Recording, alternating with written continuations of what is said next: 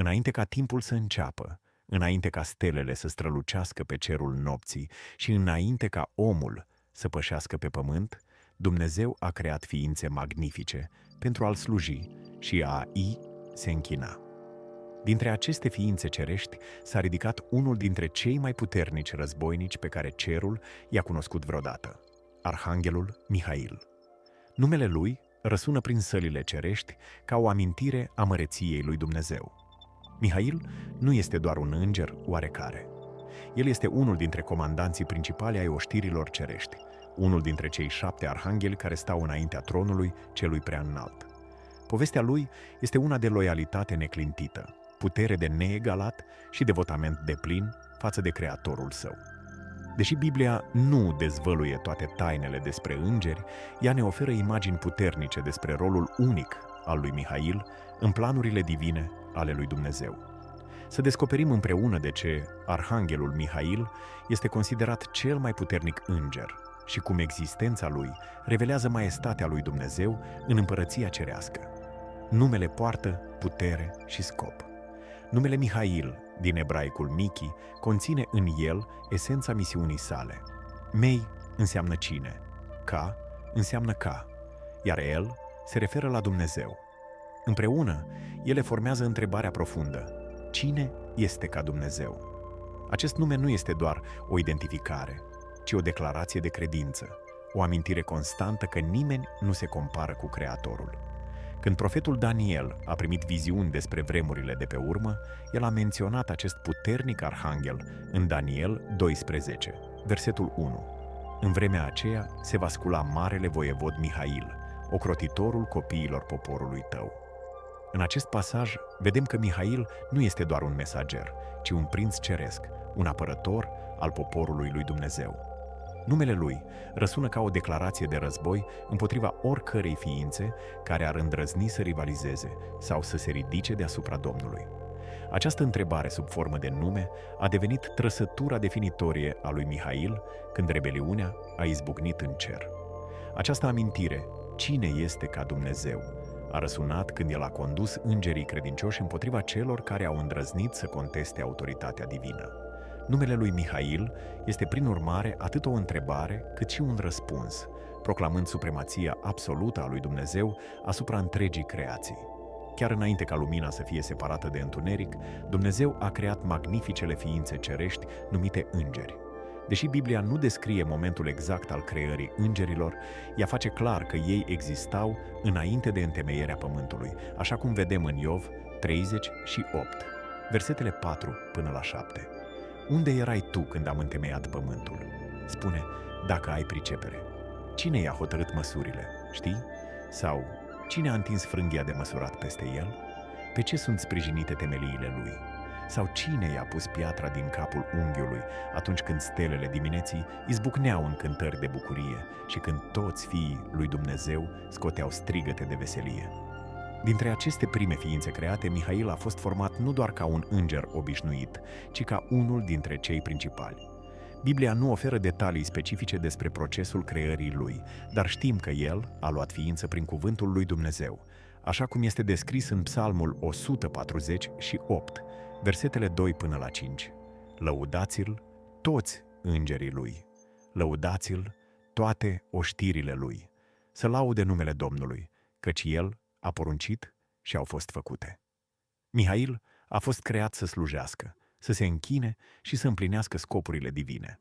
Spre deosebire de oameni care au fost făcuți cu puțin mai prejos decât îngerii, așa cum spune Psalmul 8, versetul 5, Mihail a fost creat cu o putere și o inteligență extraordinare de la început. Ca toți îngerii, el a fost format ca o ființă spirituală, nemuritoare, nelimitată de constrângerile fizice pe care noi le cunoaștem, capabilă să se miște între tărâmurile ceresc și pământesc conform voii lui Dumnezeu. Tărâmul ceresc este organizat într-o structură ierarhică remarcabilă. Deși Biblia nu detaliază explicit toate cele 9 ordine îngerești, mai multe pasaje ne oferă imagini ale acestei organizări divine. Coloseni 1, versetul 16 spune: pentru că prin el au fost făcute toate lucrurile care sunt în ceruri și pe pământ, cele văzute și cele nevăzute, fie scaune de domnii, fie dregătorii, fie domni, fie stăpâniri. Toate au fost făcute prin El și pentru El. În această structură cerească de tronuri, domni, căpetenii și puteri, Mihail ocupă o poziție proeminentă ca unul dintre arhangheli. În Iuda, versetul 9, el este clar identificat. Arhanghelul Mihail, când se împotrivea diavolului și se certa cu el pentru trupul lui Moise, n-a îndrăznit să rostească împotriva lui o judecată de ocară, ci doar a zis: Domnul să te mustre. Titlul de arhanghel înseamnă înger principal sau înger de rang superior, marcând statutul său înalt. Tradiția identifică 7 arhangheli care stau înaintea tronului lui Dumnezeu, bazându-se pe pasaje precum Apocalipsa 8, versetul 2. Și am văzut pe cei 7 îngeri care stau înaintea lui Dumnezeu și li s-au dat 7 trâmbițe. Deși Biblia numește specific doar pe Mihail și Gavril, rolul lui Mihail ca unul dintre cei 7 arhangheli îi conferă o autoritate specială. Așa cum Gavril însuși a declarat în Luca 1, versetul 19: Eu sunt Gavril, care stau înaintea lui Dumnezeu. La fel, Mihail stă constant în prezența divină, gata să îndeplinească poruncile cerești cu putere și autoritate. Puține ființe create au privilegiul de a sluji atât de aproape de tronul lui Dumnezeu ca arhanghelul Mihail. Această apropiere nu a fost acordată din întâmplare, ci câștigată prin loialitate neclintită și devotament deplin. În cartea lui Daniel vedem referiri la această poziție specială când Mihail este numit una din căpeteniile cele mai de seamă, în Daniel 10, versetul 13, și Marele Voievod, în Daniel 12, versetul 1. Dragi prieteni, dacă această călătorie prin povestea arhanghelului Mihail vă atinge inima, vă rog să apăsați butonul de abonare și să activați clopotul pentru a fi anunțați când publicăm videoclipuri noi. Sprijinul vostru înseamnă enorm pentru noi. Viziunea profetului Isaia ne oferă o imagine a mediului ceresc în care Mihail slujește. Am văzut pe Domnul șezând pe un scaun de domnie foarte înalt și poalele mantiei lui umpleau templul. Serafimii stăteau deasupra lui și fiecare avea 6 aripi. Cu 2 își acopereau fața, cu 2 își acopereau picioarele și cu 2 zburau. Isaia 6, versetele 1 și 2. Deși Mihail nu este menționat direct în acest pasaj, el ilustrează atmosfera sacră în care îngerii cei mai înalți slujesc. Ca păzitor al gloriei divine, Mihail rămâne vigilent, protejând sfințenia tronului lui Dumnezeu. Această poziție de încredere îi permite să primească porunci direct de la cel preaînalt, așa cum vedem în Apocalipsa 12, versetul 7, unde el conduce armatele cerești împotriva balaurului. Și în cer s-a făcut un război. Mihail și îngerii lui s-au luptat cu balaurul și balaurul cu îngerii lui s-au luptat și ei. Rolul lui Mihail, ca păzitor al gloriei divine, îl plasează printre ființele cele mai apropiate de Dumnezeu, scăldat constant în lumina prezenței divine, absorbind înțelepciunea și puterea care curg direct de la tronul ceresc. Dumnezeu l-a echipat pe Mihail cu atribute excepționale pentru a-și îndeplini misiunea cerească. Puterea lui nu este obișnuită, nici măcar printre ființele îngerești. Când Daniel a primit viziuni despre vremurile de pe urmă, un înger i-a spus: Căpetenia împărăției Persiei mi-a stat împotrivă 21 de zile, dar iată că Mihail, una din căpeteniile cele mai de seamă, mi-a venit în ajutor. Daniel 10, versetul 13. Această relatare dezvăluie că Mihail posedă suficientă putere pentru a înfrunta forțe spirituale pe care nici alți îngeri puternici nu le puteau depăși singuri. Loialitatea lui Mihail față de Dumnezeu este neclintită. În timp ce o treime din îngeri au fost seduși de rebeliunea lui Lucifer, Mihail a rămas ferm în devotamentul său față de Creator. În Apocalipsa 12, versetele 7 până la 9, citim: Și în cer s-a făcut un război. Mihail și îngerii lui s-au luptat cu balaurul, și balaurul cu îngerii lui s-au luptat și ei, dar n-au putut birui, și locul lor nu li s-a mai găsit în cer. Acest pasaj evidențiază nu doar puterea fizică a lui Mihail, ci și tăria caracterului său și angajamentul său față de adevărul și dreptatea divină. Discernământul lui Mihail este evident în confruntarea sa cu Satan pentru trupul lui Moise, menționată în Iuda, versetul 9. Arhanghelul Mihail, când se împotrivea diavolului și se certa cu el pentru trupul lui Moise, n-a îndrăznit să rostească împotriva lui o judecată de ocară, ci doar a zis: Domnul să te mustre. Chiar și când se confrunta cu dușmanul său, Mihail a demonstrat înțelepciune prin respectarea autorității divine și abținerea de la a aduce acuzații pe cont propriu, încrezându-se în judecata lui Dumnezeu. Aceste atribute, putere extraordinară, loialitate neclintită și discernământ ascuțit, fac din Mihail instrumentul perfect în mâinile lui Dumnezeu pentru a conduce armatele cerului. În rarele ocazii când oamenii au zărit îngeri, aparițiile lor au fost descrise ca maestuoase. Arhanghelul Mihail, ca unul dintre principalii războinici ai cerului, este adesea asociat cu simboluri ale puterii și autorității divine. Deși Biblia nu detaliază specific îmbrăcămintea lui, unele texte oferă indicii despre posibila sa înfățișare. Când Iosua a întâlnit o ființă cerească înainte de bătălia de la Ierihon, el a văzut un om stând în picioare înaintea lui, cu sabia scoasă din teacă în mână. Iosua s-a dus spre el și i-a zis: Ești dintre ai noștri sau dintre vrăjmașii noștri?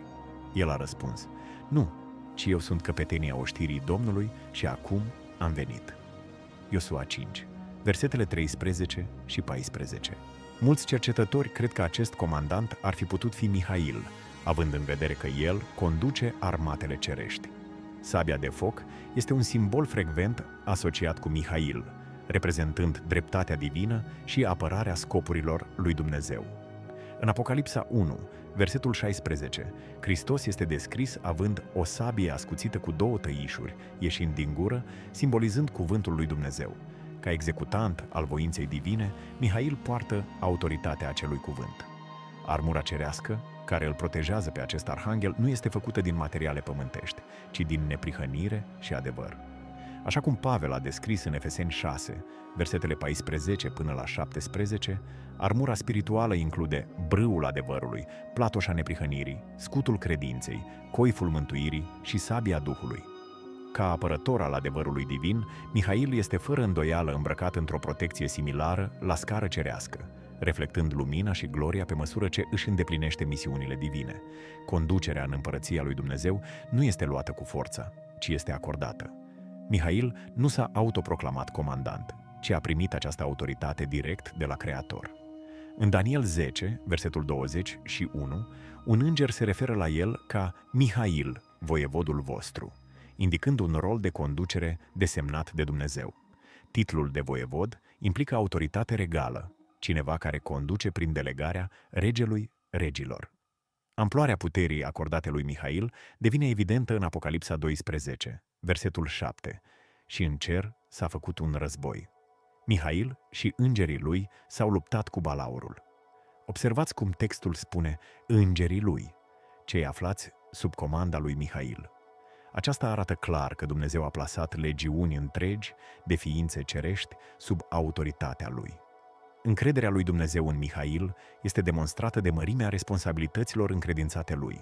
În Daniel 12, versetul 1, el este descris ca marele voievod, ocrotitorul copiilor poporului tău.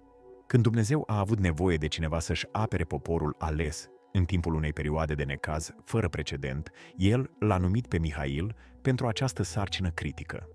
Această autoritate nu se bazează pe merit sau ambiție personală, ci pe alegerea suverană a lui Dumnezeu. Așa cum Iisus a învățat în Matei 20, versetele 26 și 27, între voi să nu fie așa, ci oricare va vrea să fie mare între voi să fie slujitorul vostru și oricare va vrea să fie cel dintâi între voi să vă fie rob. Mihail exemplifică acest principiu în tărâmul ceresc. Măreția lui izvorăște din supunerea sa completă față de voia lui Dumnezeu și din disponibilitatea sa neclintită de a sluji scopurilor divine. Acum să explorăm cum a început rebeliunea în cer, declanșată de ambiția lui Lucifer. Pacea cerească care domnise de la creație a început să fie tulburată când gânduri străine au apărut în inima unuia dintre cei mai frumoși îngeri pe care Dumnezeu i-a creat vreodată. Lucifer, purtătorul de lumină, a început să-și admire propria frumusețe și să se întrebe de ce nu ar putea fi mai mult decât ceea ce era. Profetul Ezechiel dezvăluie acest proces de corupție interioară în Ezechiel 28, versetele 12 până la 15. Erai pe cetea desăvârșirii, erai plin de înțelepciune și desăvârșit în frumusețe. Stăteai în Eden, grădina lui Dumnezeu. Erai uns ca heruvim ocrotitor. Te pusesem pe muntele cel sfânt al lui Dumnezeu și umblai prin mijlocul pietrelor scânteietoare. Ai fost fără prihană în căile tale din ziua când ai fost făcut, până în ziua când s-a găsit nelegiuirea în tine. Profetul Isaia aruncă și el lumină asupra gândurilor ambițioase care l-au cuprins pe Lucifer. În Isaia 14, versetele 12 până la 14, citim: Cum ai căzut din cer, Luceafăr strălucitor, fiu al zorilor! Cum ai fost doborât la pământ, tu, biruitorul neamurilor! Tu ziceai în inima ta: mă voi sui în cer, îmi voi ridica scaunul de domnie mai presus de stelele lui Dumnezeu, voi ședea pe muntele adunării Dumnezeilor, mă voi sui pe vârful norilor, voi fi ca cel prea înalt. Astfel, a început discordia în cerurile odinioară perfecte, unde rebeliunea nu existase niciodată. Dorința de a fi ca Dumnezeu a început să corupă inima celui care trebuia să conducă închinarea. Acum, să vedem cum Lucifer a reușit să atragă mulți îngeri de partea sa în rebeliune. Ceea ce a început ca un gând rebel în inima lui Lucifer s-a transformat curând într-o mișcare de insurecție în toată regula. Cu cuvinte viclene și promisiuni de libertate și putere, îngerul căzut a început să atragă alte ființe cerești de partea sa. Strategia lui era simplă, dar eficientă. Pune la îndoială autoritatea lui Dumnezeu și sugerează că există o cale mai bună, o cale în care îngerii ar putea fi stăpâni pe ei înșiși.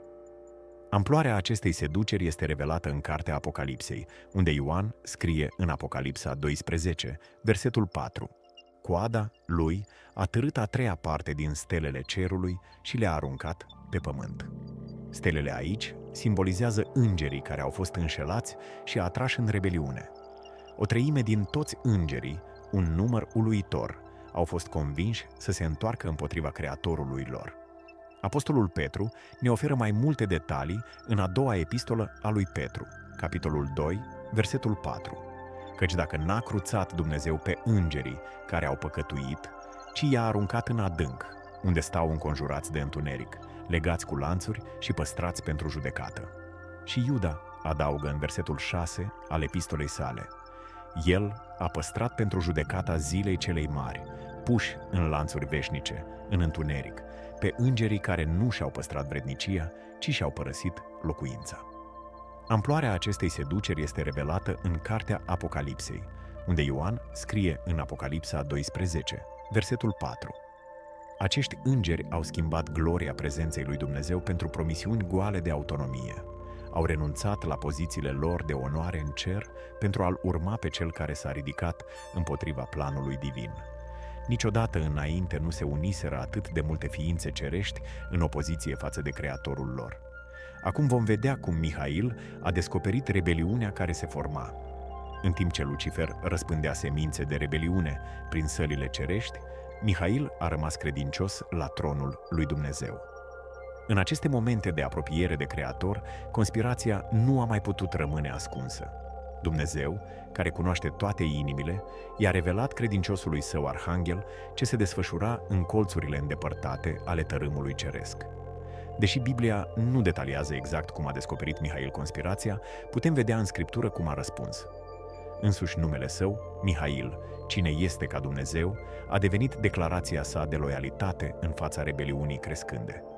În timp ce Lucifer proclama în Isaia 14, versetul 14: Voi fi ca cel prea înalt, Mihail răspundea cu adevărul fundamental: nimeni nu este ca Dumnezeu. Descoperirea unei astfel de trădări trebuie să fi fost un moment de profundă întristare pentru Mihail. Ființe create pentru închinare se întorceau acum împotriva propriului Creator. Îngeri care slujiseră cândva alături de el erau atrași de minciuni. Apostolul Ioan ne oferă o imagine a conflictului care a urmat în Apocalipsa 12, versetul 7. Și în cer s-a făcut un război.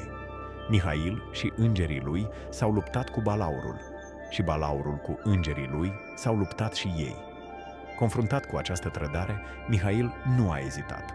Calea lui era clară: să apere onoarea lui Dumnezeu și ordinea divină stabilită de la început. Bătălia pentru mințile și inimile îngerilor începuse, iar Mihail, credinciosul arhanghel, era gata să conducă armatele cerului împotriva celui care îndrăznise să-l conteste pe cel prea înalt. Acum vom vedea cum toți îngerii au trebuit să facă o alegere finală. Momentul adevărului sosise în cer. Nu mai era loc pentru neutralitate sau nehotărâre. Fiecare înger se confrunta acum cu cea mai mare alegere a existenței sale, să rămână loial Creatorului sau să se alăture rebeliunii. Mihail a trecut prin domeniile cerești, proclamând ultimatumul lui Dumnezeu și chemând fiecare ființă cerească să-și declare poziția. Alegerea din fața lor era clară. Așa cum Iisus avea să explice mai târziu în Matei 12, versetul 30. Cine nu este cu mine, este împotriva mea, și cine nu strânge cu mine, risipește. Nu exista un teren de mijloc, nici o a treia opțiune. Fiecare înger trebuia să decidă, va sluji lui Dumnezeu sau îl va urma pe Lucifer în rebeliunea sa. Mulți fuseseră deja influențați de promisiunile lui Lucifer, așa cum a văzut Ioan în Apocalipsa 12, versetul 4. Coada lui a târât a treia parte din stelele cerului. Dar acum, în fața ultimatumului divin, linia era trasată. De o parte stăteau cei care, ca Mihail, declarau: cine este ca Dumnezeu, recunoscând supremația absolută a Creatorului. De cealaltă parte erau cei care, ca Lucifer, spuneau în inimile lor, așa cum este consemnat în Isaia 14, versetele 13 și 14: mă voi sui, voi fi ca cel prea înalt. Scriptura revelează rezultatul acestei diviziuni cerești în Apocalipsa 12, versetul 8. Dar n-au putut birui și locul lor nu li s-a mai găsit în cer. Alegerea fusese făcută și nu mai era cale de întoarcere. Cei care au ales rebeliunea erau pe punctul de a înfrunta costul teribil al deciziei lor, în timp ce cei care au rămas credincioși se pregăteau pentru bătălia care avea să schimbe pentru totdeauna istoria cerului. Acum vom urmări cum Mihail a organizat forțele cerești pentru luptă. Cu linia de demarcație clar trasată între cei credincioși și cei rebeli, venise timpul să organizeze apărarea cerului. Datorită loialității sale neclintite și poziției înalte, Mihail a fost numit comandant suprem al armatelor cerești. Sub conducerea sa, îngerii care au rămas loiali s-au adunat, gata să apere onoarea lui Dumnezeu și ordinea divină a Universului. Cartea Apocalipsei ne oferă o imagine a acestei organizări militare cerești, când spune în Apocalipsa 12, versetul 7: și în cer s-a făcut un război. Mihail și îngerii lui s-au luptat cu balaurul. Observați expresia, îngerii lui. Aceștia erau războinicii care aveau să slujească sub comanda directă a lui Mihail, recunoscându-i autoritatea desemnată de Dumnezeu ca lider al lor. În Daniel vedem mai multe dovezi ale rolului lui Mihail ca comandant militar ceresc. El este numit în Daniel 12, versetul 1, Marele Voievod, iar în Daniel 10, versetul 13, una din căpeteniile cele mai de seamă. Cuvântul voievod sau căpetenie aici poartă conotații militare și de conducere, indicând că Mihail nu era doar un războinic, ci și un strateg și comandant. Formarea acestei armate cerești a urmat tipare divine de ordine și scop. Pavel avea să scrie mai târziu, în Efeseni 6, versetul 11: îmbrăcați-vă cu toată armura lui Dumnezeu ca să puteți ține piept împotriva uneltirilor diavolului. În același fel, Mihail și-a organizat războinicii cerești, pregătindu-i pentru conflictul care urma. Fiecare înger avea un loc desemnat, fiecare escadră misiunea sa specifică, toți uniți sub comanda arhanghelului care purta cea mai puternică declarație din univers: cine este ca Dumnezeu? Acum vom urmări confruntarea decisivă dintre forțele lui Mihail și forțele satanei. Momentul confruntării directe sosise în tărâmurile cerești. Armatele stăteau pe părți opuse. De o parte, Mihail conducea îngerii credincioși. De cealaltă parte, marele balaur Lucifer, acum cunoscut ca Satan, potrivnicul, comanda rebelii. Ce a urmat a fost cel mai mare conflict pe care cerul l-a cunoscut vreodată. O bătălie nu doar de forță, ci de adevăr împotriva minciunii, de loialitate împotriva trădării. Ioan ne oferă relatarea acestui conflict epic în Apocalipsa 12, versetele 7 și 8. Și în cer s-a făcut un război. Mihail și îngerii lui s-au luptat cu balaurul.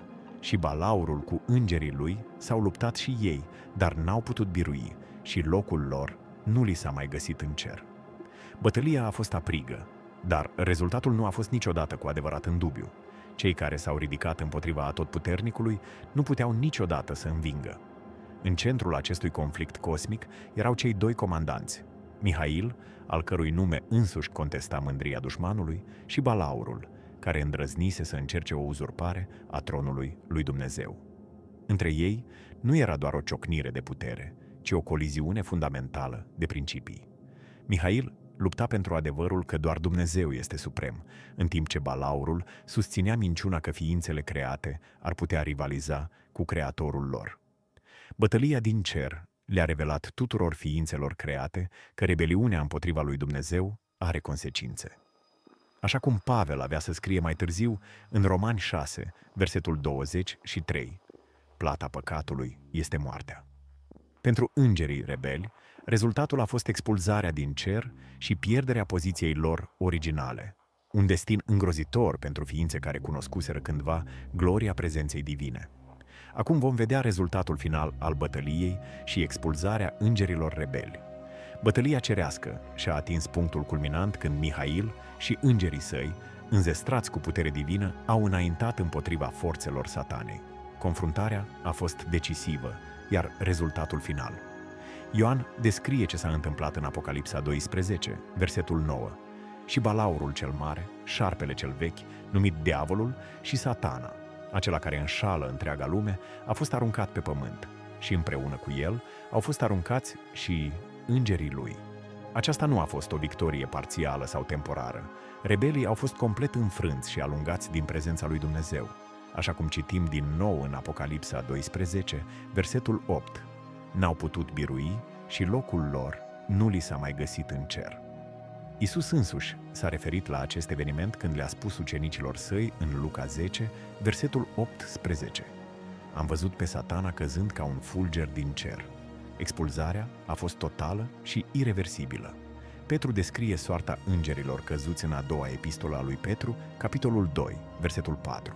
Căci dacă n-a cruțat Dumnezeu pe îngerii care au păcătuit, ci i-a aruncat în adânc, unde stau înconjurați de întuneric, legați cu lanțuri și păstrați pentru judecată. Cerul a fost curățat de rebeliune datorită conducerii ferme a lui Mihail și loialității îngerilor care au stat alături de el. O voce de laudă a răsunat în ceruri, așa cum consemnează Ioan în Apocalipsa 12, versetul 10. Și am auzit în cer un glas tare, care zicea: Acum a venit mântuirea, puterea și împărăția Dumnezeului nostru și stăpânirea Hristosului Lui. Dreptatea a triumfat, ordinea a fost restaurată, iar Mihail, marele voievod, își îndeplinise misiunea de a păstra sfințenia împărăției cerești. Acum vom descoperi cum Mihail și-a asumat noi roluri după bătălie. Cu victoria asigurată și rebelii alungați, era timpul să se restabilească ordinea în cer. Mihail, dovedind atât loialitatea, cât și conducerea în timpul conflictului, a fost încredințat cu responsabilități noi și importante. Cerul, acum purificat de rebeliune, trebuia reorganizat pentru a continua să împlinească scopurile divine. Îngerii care rămăseseră credincioși au fost reafirmați în pozițiile lor, în timp ce noi roluri au fost create pentru a umple golul lăsat de rebeli.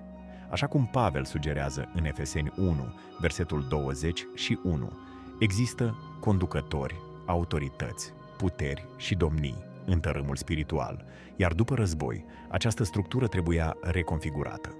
Mihail, deja descris ca una din căpeteniile cele mai de seamă în Daniel 10, versetul 13, și-a asumat responsabilități și mai mari. Rolul său de protector al poporului lui Dumnezeu a devenit mai evident, așa cum vedem în Daniel 12, versetul 1. În vremea aceea se va scula marele voievod Mihail, ocrotitorul copiilor poporului tău.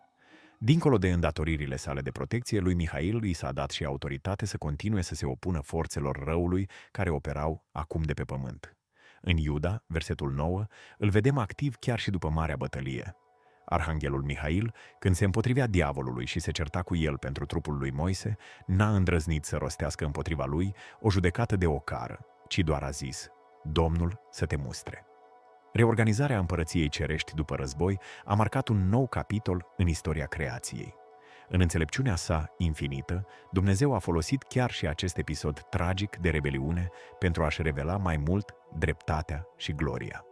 Iar Mihail, credinciosul arhanghel, s-a găsit mai aproape ca niciodată de tron, slujind ca păzitor nu doar al cerului, ci și al poporului ales al lui Dumnezeu de pe pământ. Dragi prieteni, vă mulțumesc că sunteți alături de noi. Dacă acest mesaj vă binecuvântează, vă rog să dați un like acestui videoclip și să ne spuneți în comentarii ce gânduri v-a trezit povestea arhanghelului Mihail. Ne-ar bucura foarte mult să vă citim părerile. Acum să explorăm cum Mihail și-a asumat rolul special de păzitor al poporului Israel. Când Dumnezeu a ales o națiune să fie proprietatea sa specială, El a numit și un păzitor puternic să o protejeze. Arhanghelului Mihail i s-a acordat această onoare unică de a sluji ca apărător ceresc al lui Israel. Această desemnare nu a fost întâmplătoare, ci mai degrabă o parte din planul divin al lui Dumnezeu de a păstra poporul prin care avea să vină Mesia. În cartea lui Daniel găsim cea mai clară referință la acest rol special. Daniel 12, versetul 1 consemnează: În vremea aceea se va scula marele voievod Mihail, ocrotitorul copiilor poporului tău. Acest pasaj arată că Mihail nu este doar un păzitor oarecare, ci marele voievod, desemnat specific să apere Israelul. Funcția protectoare a lui Mihail este înrădăcinată în legământul pe care Dumnezeu l-a făcut cu Avraam. În Geneza 12, versetul 3, Dumnezeu a promis: Voi binecuvânta pe cei ce te vor binecuvânta și voi blestema pe cei ce te vor blestema, și toate familiile pământului vor fi binecuvântate în tine. Pentru a împlini această promisiune de protecție, Dumnezeu l-a numit pe Mihail campionul ceresc al poporului său ales. De-a lungul istoriei lui Israel, putem observa momente când intervențiile divine au cruțat poporul de la nimicire. În timpul exodului din Egipt, Exod 14, versetele 19 și 20 descrie: Îngerul lui Dumnezeu care mergea înaintea taberei lui Israel și-a schimbat locul și a mers înapoi a lor. Și stâlpul de nor care mergea înaintea lor și-a schimbat locul și a stat înapoi a lor. El s-a așezat între tabăra egiptenilor și tabăra lui Israel. Mulți cercetători cred că acest înger al lui Dumnezeu ar fi putut fi Mihail, îndeplinindu-și rolul de protector. Chiar și în cele mai dificile perioade ale istoriei lui Israel, Mihail a rămas vigilent, asigurându-se că poporul ales al lui Dumnezeu este păstrat pentru împlinirea scopurilor divine.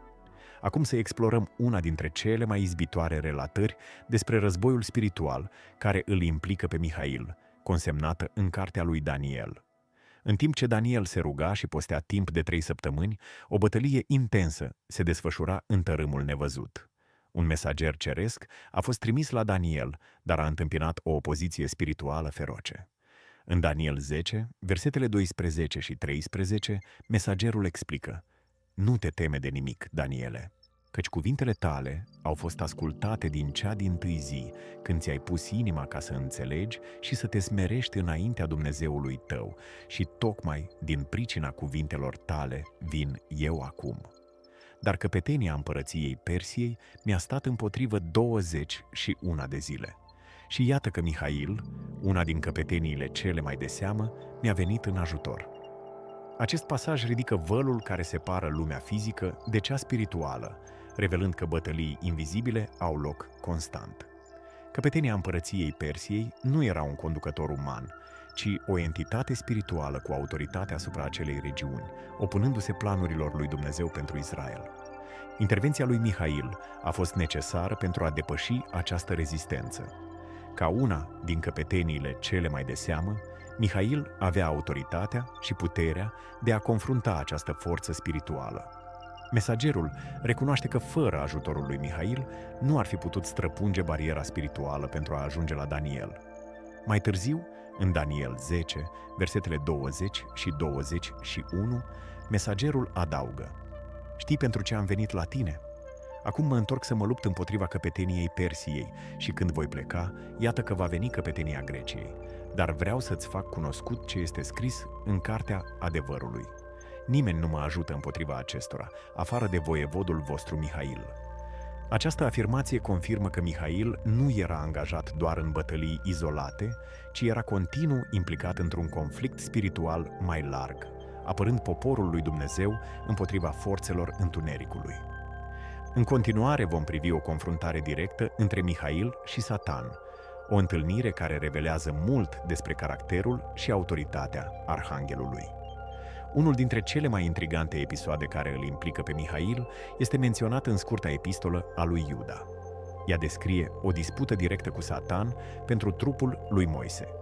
În Iuda, versetul 9, citim: Arhanghelul Mihail, când se împotrivea diavolului și se certa cu el pentru trupul lui Moise, n-a îndrăznit să rostească împotriva lui o judecată de ocară, ci doar a zis: Domnul să te mustre. Această scurtă relatare ne transportă la un moment după moartea lui Moise, când trupul său a devenit subiect de dispută între Mihail și Satan. În Deuteronom 34, versetele 5 și 6, aflăm: Moise, robul Domnului, a murit acolo, în țara Moabului, după porunca Domnului, și Domnul l-a îngropat în vale, în țara Moabului, față în față cu Bet-peor. Nimeni nu i-a cunoscut mormântul până în ziua de azi. Această îngropare specială, efectuată de Dumnezeu însuși, pare să fie legată de disputa menționată de Iuda. Ceea ce face acest episod deosebit de remarcabil este atitudinea lui Mihail față de arhidușmanul său. Chiar și cu toată autoritatea și puterea unui arhanghel, Mihail nu și-a asumat dreptul de a-l judeca sau condamna pe Satan. În schimb, el a spus simplu: Domnul să te mustre. Acest răspuns demonstrează respectul profund al lui Mihail pentru autoritatea divină și recunoașterea că judecata finală aparține numai lui Dumnezeu. Această confruntare pentru trupul lui Moise revelează și că există o bătălie continuă pentru moștenirea slujitorilor lui Dumnezeu. Satan caută să corupă chiar și memoria celor care l-au slujit cu credincioșie pe Domnul, dar Mihail rămâne vigilent, nu doar protejând poporul lui Dumnezeu în timpul vieții, ci și onorând memoria lor după moarte. Acum să explorăm rolul lui Mihail în profețiile despre vremurile de pe urmă revelate profetului Daniel.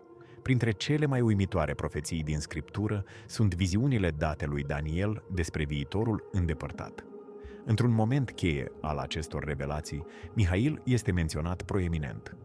În Daniel 12, versetele 1 până la 3, citim: În vremea aceea se va scula marele voievod Mihail, ocrotitorul copiilor poporului tău.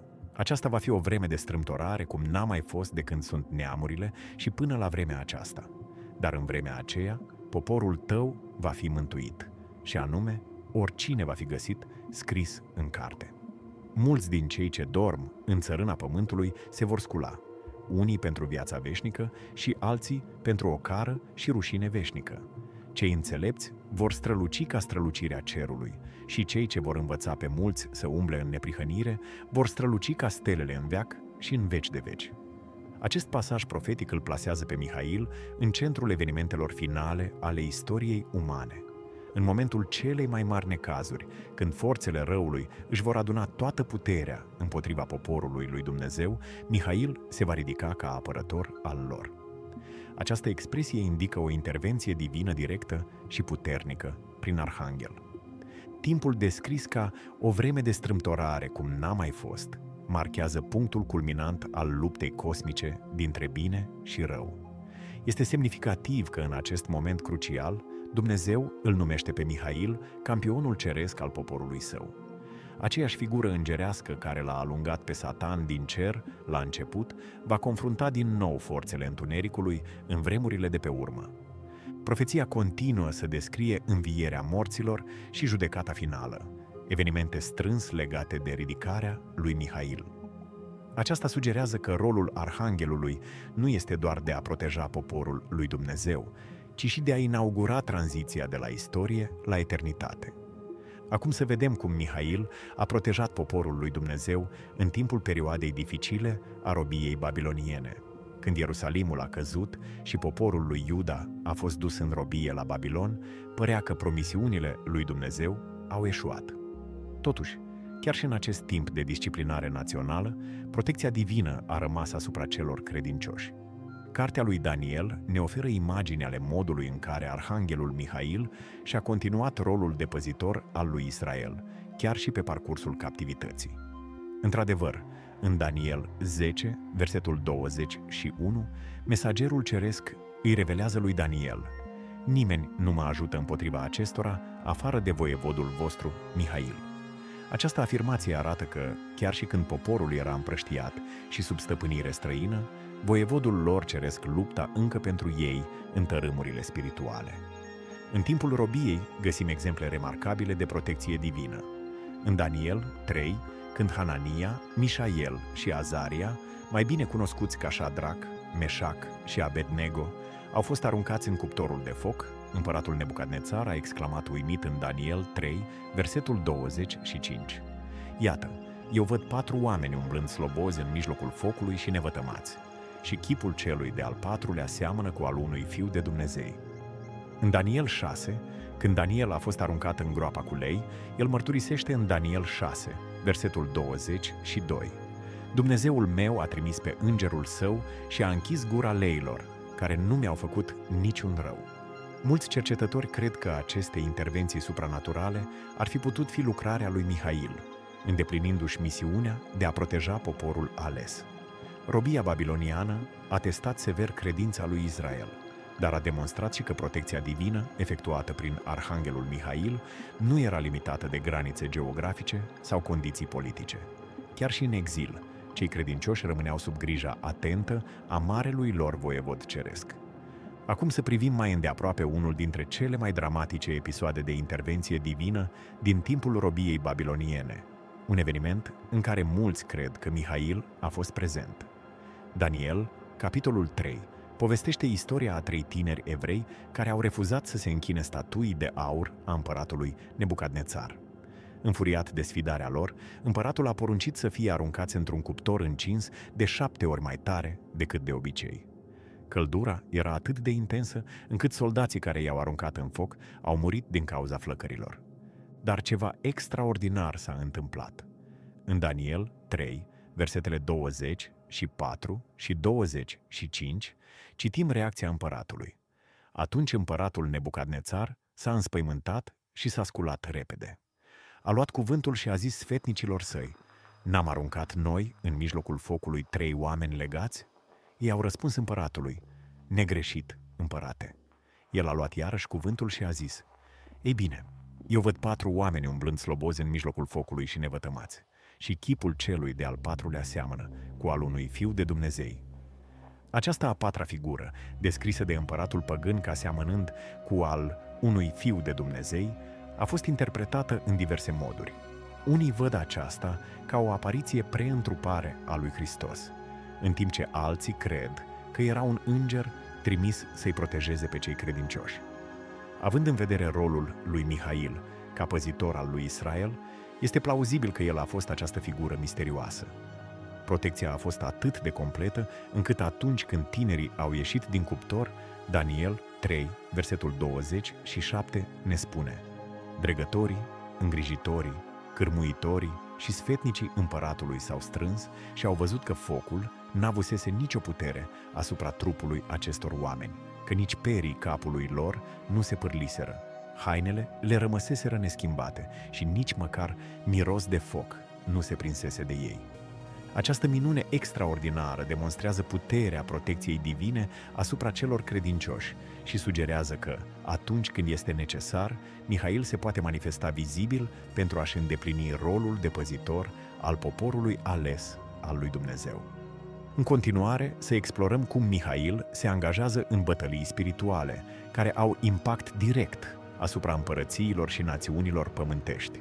Scriptura ne oferă imagini ale unei realități nevăzute de ochii omenești.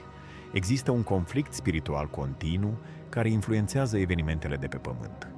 Arhanghelul Mihail stă în centrul acestui combat, opunându-se forțelor întunericului care caută să controleze națiunile și să zădărnicească scopurile divine. În Daniel 10, versetul 13, mesagerul ceresc revelează: căpetenia împărăției Persiei mi-a stat împotrivă 21 de zile și iată că Mihail, una din căpeteniile cele mai de seamă, mi-a venit în ajutor. Acest pasaj sugerează că ființe spirituale, denumite căpetenii, sunt asociate cu națiuni specifice și pot opune rezistență mesagerilor lui Dumnezeu. Mai târziu, în Daniel 10, versetul 20, mesagerul adaugă: acum mă întorc să mă lupt împotriva căpeteniei Persiei și când voi pleca, iată că va veni căpetenia Greciei. Aceasta indică faptul că pe măsură ce imperiile pământești se ridică și cad, bătălii corespunzătoare au loc în tărâmul spiritual. Apostolul Pavel elaborează acest conflict nevăzut în Efeseni 6, versetul 12. Căci noi n-avem de luptat împotriva cărnii și sângelui, ci împotriva căpeteniilor, împotriva domniilor, împotriva stăpânitorilor întunericului acestui veac, împotriva duhurilor răutății care sunt în locurile cerești. Această descriere confirmă că există diferite niveluri de autoritate spirituală care lucrează împreună pentru a se opune planurilor lui Dumnezeu. Ca una din căpeteniile cele mai de seamă, Mihail are autoritatea de a confrunta aceste puteri întunecate. Bătăliile lui nu sunt doar defensive, ci strategice, menite să asigure că voia lui Dumnezeu prevalează chiar și în fața opoziției spirituale. Când lideri și națiuni iau decizii care afectează poporul lui Dumnezeu, putem fi siguri că Mihail lucrează activ în culise, luptând împotriva influențelor rele care încearcă să manipuleze evenimentele pământești. Acum să descoperim cum Mihail a jucat un rol în protejarea însuși Fiului lui Dumnezeu în timpul misiunii sale pământești. Când cuvântul s-a făcut trup și a locuit printre noi, dușmanul a încercat în toate felurile să distrugă Mesia cel făgăduit. Din momentul nașterii lui Isus, putem vedea semne ale protecției cerești care îl înconjura. În Apocalipsa 12 găsim o viziune simbolică pe care mulți o interpretează ca referindu-se la nașterea lui Hristos și protecția divină care îl înconjura. În Apocalipsa 12, versetele 4 și 5, Ioan scrie: coada lui a târât a treia parte din stelele cerului și le-a aruncat pe pământ. Balaurul a stat înaintea femeii care stătea să nască pentru ca să-i mănânce copilul când îl va naște. Ea a născut un fiu, un copil de parte bărbătească. El are să cârmuiască toate neamurile cu un toiag de fier. Copilul a fost răpit la Dumnezeu și la scaunul lui de domnie. Încercarea Balaurului, a lui Satan, de a devora copilul poate fi văzută în masacrul pruncilor ordonat de Irod, așa cum este consemnat în Matei 2, versetul 16. Totuși, Isus a fost protejat prin avertizarea îngerească dată lui Iosif în Matei 2, versetele 13 și 14. După ce au plecat magii, un înger al Domnului se arată în vis lui Iosif și îi zice: scoală-te, ia pruncul și pe mama lui, fugi în Egipt și rămâi acolo până îți voi spune eu, căci Irod are să caute pruncul ca să-l omoare. Deși Mihail nu este menționat explicit în aceste evenimente, rolul său de marele voievod, ocrotitorul copiilor poporului tău, Daniel 12, versetul 1, sugerează puternic implicarea sa în păzirea lui Mesia, cel mai important copil născut vreodată în națiunea Israel. În timpul slujirii lui Isus, există momente când el a fost protejat supranatural. În Luca 4, versetele 20 și 9 și 30, când o mulțime a încercat să-l arunce de pe o stâncă, citim: dar Isus a trecut prin mijlocul lor și a plecat. În ultima săptămână, înainte de răstignire, Isus a spus în Matei 26, versetul 53: crezi că n-aș putea să rog pe Tatăl meu, care mi-ar pune îndată la îndemână mai mult de 12 legiuni de îngeri? Ca comandant al armatelor cerești, Mihail ar fi fost cu siguranță în fruntea acestor legiuni, gata să protejeze Fiul lui Dumnezeu dacă ar fi fost poruncit să facă acest lucru. Acum să explorăm cum Mihail a fost activ în perioada dintre înălțarea lui Isus și evenimentele finale ale istoriei. După înălțarea lui Hristos și întemeierea bisericii, Scriptura pare să tacă în privința activității arhanghelului Mihail. Totuși, această aparentă tăcere nu implică inactivitate. Ca păzitor principal al poporului lui Dumnezeu, Mihail își continuă rolul protector, acum extins la biserică, Israelul spiritual. Pavel ne învață în Galateni 3, versetul 29. Și dacă sunteți ai lui Hristos, sunteți sămânța lui Avraam, moștenitori prin făgăduință. Această legătură între biserică și Israelul fizic sugerează că protecția pe care Mihail o oferea odinioară națiunii alese se extinde acum la urmașii lui Hristos din întreaga lume. În timp ce bătăliile spirituale continuă, așa cum Pavel descrie în Efeseni 6, versetul 12, Căci noi n-avem de luptat împotriva cărnii și sângelui, ci împotriva căpeteniilor, împotriva domniilor, împotriva stăpânitorilor întunericului acestui veac, împotriva duhurilor răutății care sunt în locurile cerești. Mihail rămâne activ în culise, restrângând forțele care se opun înaintării Evangheliei. Iisus însuși a vorbit despre protecția îngerească pentru cei credincioși în Matei 18, versetul 10. Feriți-vă să nu defăimați nici măcar pe unul din acești micuți, căci vă spun că îngerii lor în ceruri văd pururi fața Tatălui meu care este în ceruri. Dacă îngerii individuali sunt desemnați să protejeze pe cei micuți, cu cât mai mult ar fi implicat arhanghelul Mihail în protejarea trupului lui Hristos în ansamblu. Această aparentă ieră de tăcere este în realitate un timp de veghere constantă. Mihail așteaptă momentul rânduit de Dumnezeu când rolul său va deveni din nou vizibil și decisiv în evenimentele finale ale istoriei umane. În continuare, vom examina cum Mihail este strâns legat de evenimentele judecății finale. Pe măsură ce istoria umană se îndreaptă spre punctul ei culminant, arhanghelul Mihail își asumă un rol din ce în ce mai proeminent. Scriptura îl asociază direct cu evenimentele apocaliptice care vor marca sfârșitul acestui veac. Rolul său de arhanghel al judecății devine evident în mai multe pasaje. Apostolul Pavel ne oferă o imagine a acestui rol în prima epistolă către Tesaloniceni, capitolul 4, versetul 16.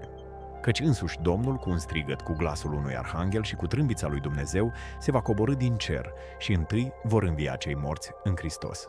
Deși Mihail nu este numit, mulți cercetători identifică acest glas al unui arhanghel ca fiind al lui, deoarece el este singurul denumit explicit arhanghel în Scripturi.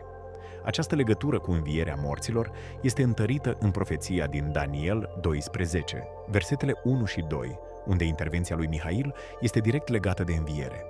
În vremea aceea se va scula marele voievod Mihail, ocrotitorul copiilor poporului tău. Mulți din cei ce dorm în țărâna pământului se vor scula, unii pentru viața veșnică și alții pentru ocară și rușine veșnică.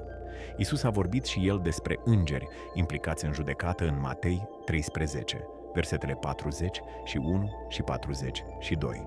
Fiul omului va trimite pe îngerii săi și ei vor smulge din împărăția lui toate lucrurile care sunt pricină de păcătuire și pe cei ce săvârșesc fără de legea și îi vor arunca în cuptorul aprins. Ca și comandant al armatelor îngerești, Mihail ar avea un rol cheie în îndeplinirea acestor judecăți. Pe măsură ce sfârșitul se apropie, Mihail se pregătește să iasă din poziția sa aparent tăcută și să joace un rol activ, vizibil, în evenimentele finale care vor separa definitiv pe cei credincioși de cei necredincioși.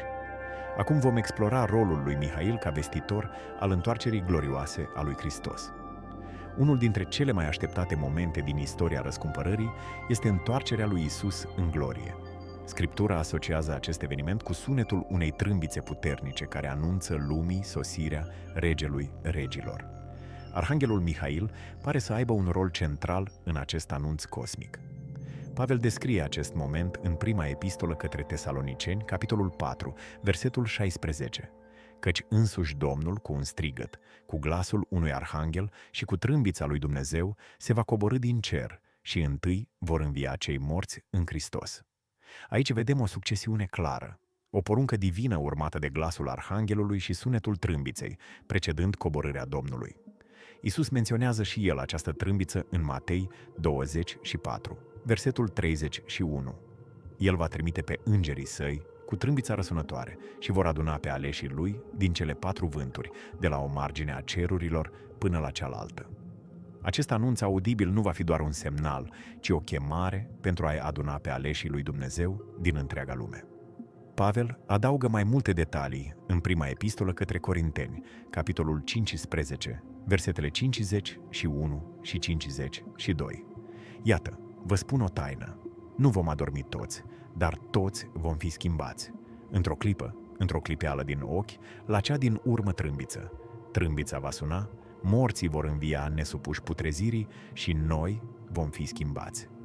Ca singurul arhanghel numit specific în Biblie și cel care stă cel mai aproape de tronul lui Dumnezeu, Mihail este cel mai probabil candidat pentru a fi glasul care anunță întoarcerea lui Hristos.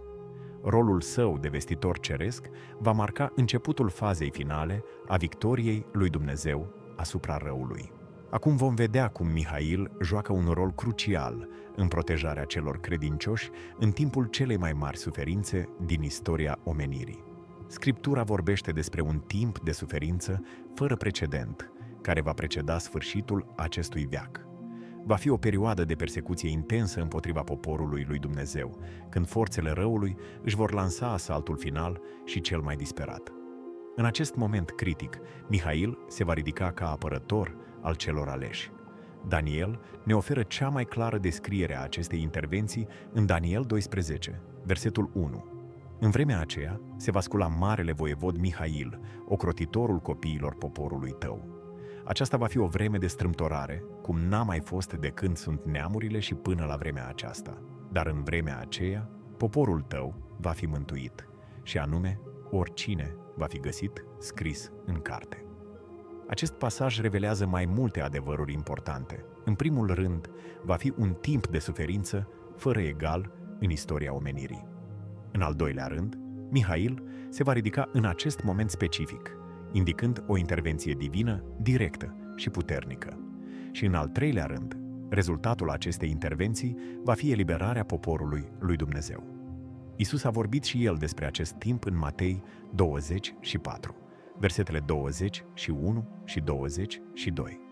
Pentru că atunci va fi un necaz așa de mare, cum n-a fost niciodată de la începutul lumii până acum și nici nu va mai fi. Și dacă zilele acelea n-ar fi fost scurtate, nimeni n-ar scăpa. Dar, din pricina celor aleși, zilele acelea vor fi scurtate. Protecția cerească condusă de Mihail va fi vitală pentru supraviețuirea celor credincioși în acest timp de încercare extremă. Apocalipsa 12, versetele 13 până la 17, folosește un limbaj simbolic pentru a descrie această protecție. Când s-a văzut balaurul aruncat pe pământ, a început să urmărească pe femeia care născuse copilul de parte bărbătească. Și cele două aripi ale vulturului celui mare au fost date femeii, ca să zboare cu ele în pustiu, în locul ei, unde este hrănită o vreme, vremuri și jumătatea unei vremuri, departe de fața șarpelui. Această protecție supranaturală în timpul necazului reflectă intervenția lui Mihail în favoarea poporului lui Dumnezeu. Acum explorăm punctul culminant al conflictului spiritual, când Mihail îl va confrunta pe Satan în bătălia finală. De la rebeliunea originală din cer, Mihail și Satan au fost adversari. Ceea ce a început cu expulzarea îngerilor rebeli, așa cum este descris în Apocalipsa 12, versetele 7 până la 9, va culmina într-o confruntare finală care va hotărî în mod definitiv soarta dușmanului. Acesta va fi capitolul final al războiului cosmic care s-a desfășurat de-a lungul istoriei umane.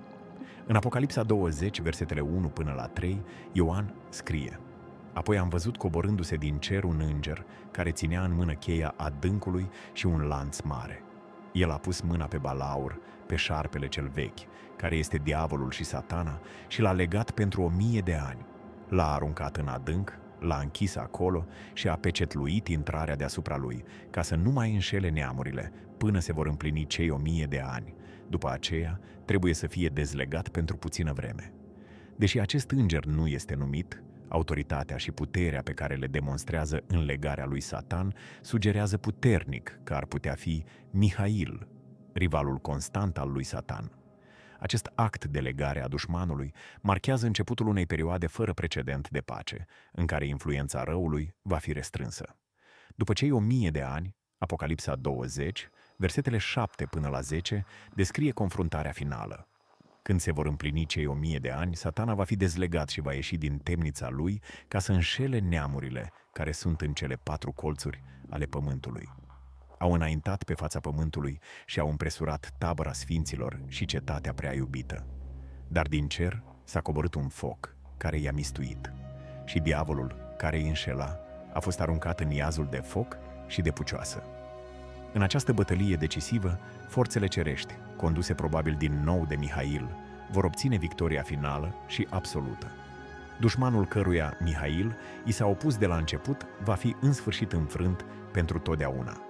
Acum vom vedea cum Mihail este implicat în evenimentul glorios al învierii morților. Dintre toate evenimentele care marchează sfârșitul acestui veac, puține sunt la fel de semnificative ca învierea celor care au murit în credință.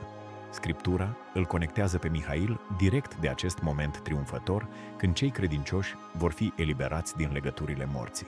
În Daniel 12, versetele 1 și 2, citim profeția care leagă pe Mihail de înviere.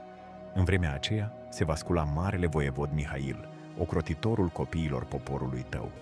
Mulți din cei ce dorm în țărâna pământului se vor scula, unii pentru viața veșnică și alții pentru ocară și rușine veșnică. Acest pasaj stabilește o legătură clară între ridicarea lui Mihail și trezirea morților. Pavel extinde acest concept în prima epistolă către Tesaloniceni, capitolul 4, versetul 16. Căci însuși Domnul, cu un strigăt, cu glasul unui arhanghel și cu trâmbița lui Dumnezeu, se va coborî din cer și întâi vor învia cei morți în Hristos. Glasul arhanghelului, cel mai probabil Mihail, va fi unul dintre elementele cheie care inițiază învierea. Iisus însuși a vorbit despre acest eveniment în Ioan 5, versetele 20 și 8 și 29. Nu vă mirați de lucrul acesta, pentru că vine ceasul când toți cei din morminte vor auzi glasul lui și vor ieși afară din ele. Cei ce au făcut binele vor învia pentru viață, iar cei ce au făcut răul vor învia pentru judecată. Ca arhanghel principal, Mihail pare să joace un rol special în eliberarea morților din mormintele lor. Așa cum s-a luptat cu Satan pentru trupul lui Moise, Iuda, versetul 9, tot așa va participa la eliberarea finală a tuturor celor credincioși din puterea morții. Aceasta va fi victoria supremă asupra ultimului dușman care trebuie nimicit. Așa cum Pavel scrie în prima epistolă către Corinteni, capitolul 15, versetul 26. Vrăjmașul cel din urmă, care va fi nimicit, va fi moartea. Acum examinăm cum Mihail participă la transferul final al autorității asupra tuturor națiunilor către Hristos. De la căderea omului, împărățiile acestei lumi au fost în diferite grade sub influența stăpânitorului lumii acesteia. Ioan 12, versetul 31. Totuși, Scriptura revelează că va veni un timp când toată autoritatea pământească va fi predată regelui ei de drept. Mihail, ca comandant al armatelor cerești, va avea un rol important în această schimbare cosmică de putere. În Apocalipsa 11, versetul 15, Ioan scrie: Îngerul al 7-lea a sunat din trâmbiță și în cer s-au auzit glasuri puternice care ziceau: Împărăția lumii a trecut în mâinile Domnului nostru și ale Hristosului său, și El va împărăți în vecii vecilor. Acest anunț ceresc marchează momentul când toate națiunile sunt oficial aduse sub stăpânirea lui Hristos. Daniel a avut o viziune a aceluiași eveniment în Daniel 7, versetele 13 și 14. M-am uitat în timpul vedeniilor mele de noapte și iată că pe norii cerurilor a venit unul ca un fiu al omului, a înaintat spre cel îmbătrânit de zile și a fost adus înaintea lui. I s-a dat stăpânire, slavă și putere împărătească, pentru ca să-i slujească toate popoarele, neamurile și oamenii de toate limbile. Stăpânirea lui este o stăpânire veșnică și nu va trece niciodată, și împărăția lui nu va fi nimicită niciodată. Ca păzitor al poporului lui Dumnezeu și apărător al intereselor sale, Mihail va fi cu siguranță prezent în acest moment culminant al istoriei răscumpărării. După ce s-a luptat cu căpeteniile spirituale care conduceau asupra națiunilor, Daniel 10, versetele 13 și 20, Mihail va vedea în sfârșit aceste națiuni aduse sub domnia lui Hristos. Pavel descrie scopul final al acestui proces în prima epistolă către Corinteni, capitolul 15, versetele 24 și 25. În urmă va veni sfârșitul, când el va da împărăția în mâinile lui Dumnezeu Tatăl, după ce va fi nimicit orice domnie, orice stăpânire și orice putere. Căci trebuie ca el să împărățească până va pune pe toți vrăjmașii sub picioarele sale. Mihail, care a luptat nenumărate bătălii pentru scopurile lui Dumnezeu, va fi martor la victoria finală a lui Hristos asupra tuturor puterilor potrivnice. Acum să privim rolul continuu al lui Mihail în eternitate, după împlinirea planului de răscumpărare al lui Dumnezeu. Când povestea răscumpărării își va atinge punctul culminant, când cerul și pământul vor fi înnoite și răul va fi definitiv înfrânt, nevoia de război spiritual va lua sfârșit. Totuși, aceasta nu înseamnă că Mihail va rămâne fără un rol. ca una dintre cele mai înalte ființe cerești. Locul său de onoare, înaintea tronului lui Dumnezeu, va rămâne pentru toată eternitatea. În Apocalipsa 21, versetele 3 și 4, Ioan descrie noul Ierusalim. Și am auzit un glas tare care ieșea din scaunul de domnie și zicea: Iată cortul lui Dumnezeu cu oamenii. El va locui cu ei și ei vor fi poporul lui și Dumnezeu însuși va fi cu ei. El va fi Dumnezeul lor. El va șterge orice lacrimă din ochii lor și moartea nu va mai fi. Nu va mai fi nici tânguire, nici țipăt, nici durere, pentru că lucrurile dintâi au trecut. În acest mediu perfect, Mihail nu va mai avea nevoie să apere poporul lui Dumnezeu de dușmani, pentru că nu vor mai fi. În schimb, rolul său se va transforma într-unul de onoare veșnică și închinare înaintea tronului. Ca una dintre ființele cele mai apropiate de Dumnezeu, Mihail va continua să slujească în prezența sa divină, acum alături de răscumpărații din toate veacurile. În cartea Apocalipsei prindem imagini ale cadrului ceresc în care Mihail slujește. Apocalipsa 4, versetul 8, descrie făpturile vii din jurul tronului. Fiecare din aceste 4 făpturi vii avea câte 6 aripi și erau pline de ochi de jur, împrejur și pe dinăuntru.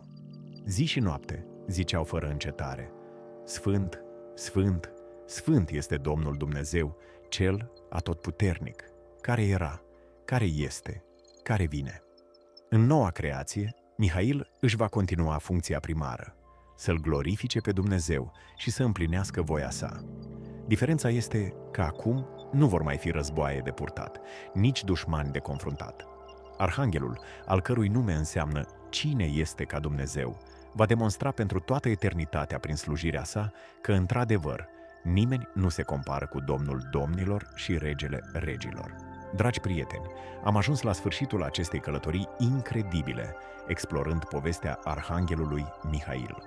Am văzut cum numele său, Cine este ca Dumnezeu, revelează misiunea sa fundamentală și cum a fost plasat într-o poziție unică în ierarhia cerească.